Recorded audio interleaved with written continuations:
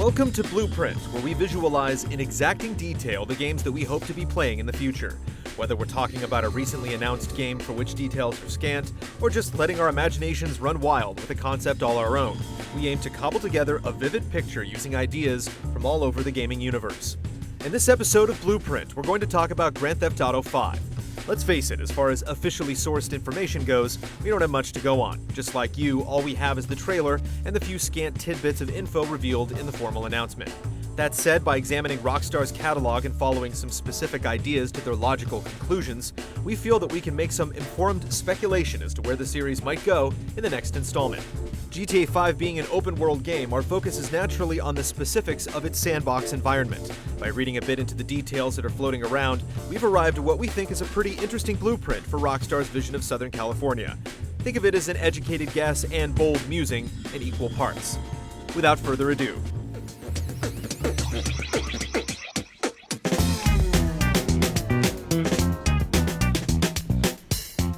we're not exactly going out on a limb with this line of speculation. In Rockstar's words, GTA 5 will be set in a reimagined present-day Southern California. Images of Los Santos, the GTA universe's version of Los Angeles, are on parade in the trailer.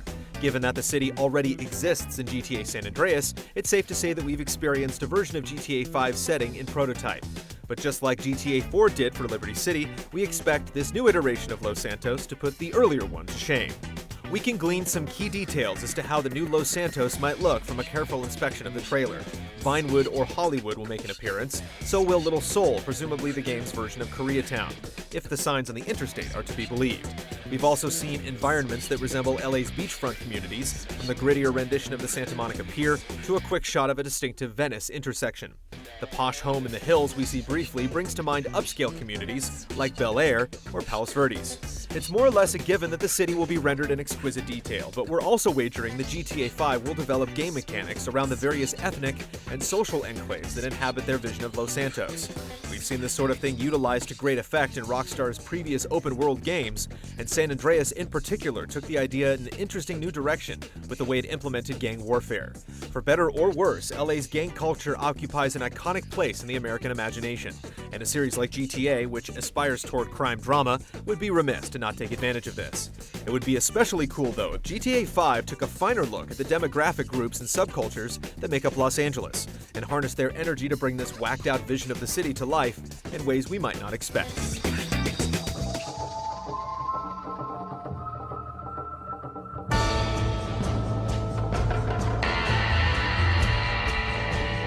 Rockstar made it pretty clear that GTA 5 won't take place in an exclusively urban environment when it says that the game, quote, heads to the city of Los Santos and surrounding hills, countryside, and beaches, and the largest and most ambitious game Rockstar has yet created. In the real-world version of Los Angeles, you can drive for 15 minutes, park your car, hike for 2 hours, and be smack dab in the middle of the wilderness, completely at the whim of the forces of nature with no cell phone reception. We're betting dollars to pesos that we'll be able to do something similar in Los Santos. The degree to which Rockstar succeeded in creating this very sort of environment in Red Dead Redemption only reinforces our hunch. I'm no city man, miss. Having a real-deal wilderness in Los Santos is about more than just environmental variety, though. If Red Dead is anything to go by, the hazards you encounter in the sticks should vary wildly from what you see in the city, but could nonetheless enable a whole lot of great gameplay.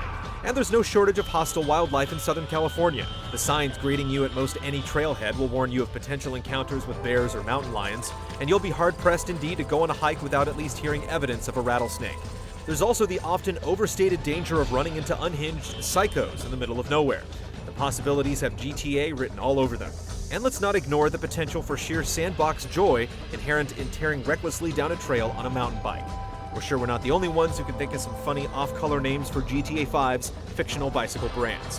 Red Dead Redemption did a brilliant job of making its teeming wilderness rewarding to explore by peopling it with all manner of points of interest, and bringing it to life with a dynamic and deadly ecosystem. If it's anything like the real LA, Los Santos will have more than enough real estate with which to do the same.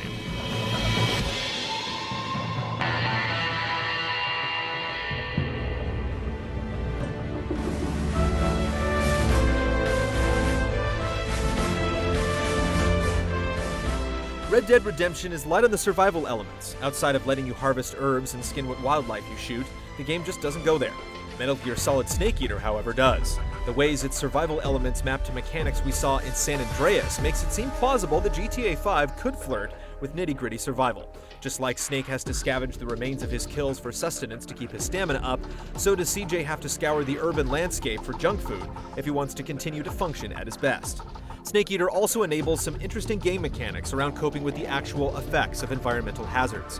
While we're hesitant to prescribe a system as fiddly as the one that Snake Eater uses to simulate the various injuries and maladies that could befall you, there is nonetheless some cool gameplay that could emerge from creative use of the stuff you scavenge and harvest from the environment.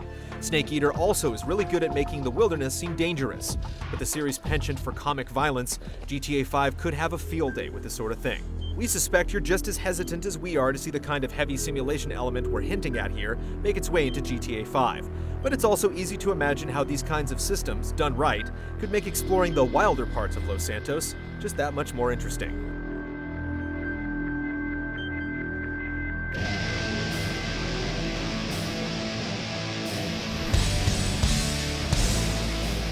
It would be disingenuous to say that the GTA games aren't already really good at encouraging vehicular mayhem.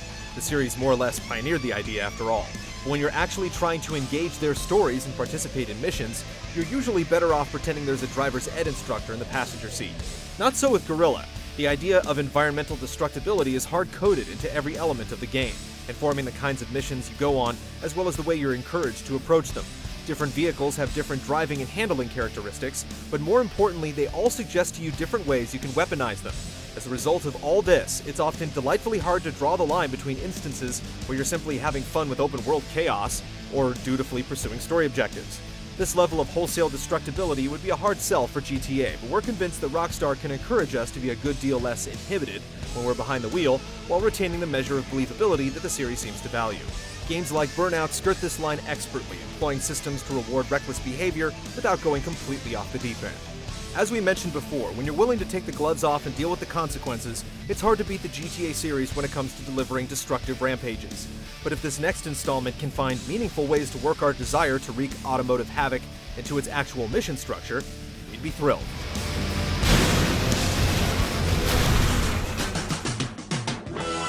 If Grand Theft Auto 5 is truly to be the most ambitious game Rockstar has ever made, then all this stuff is certainly within the realm of the possible.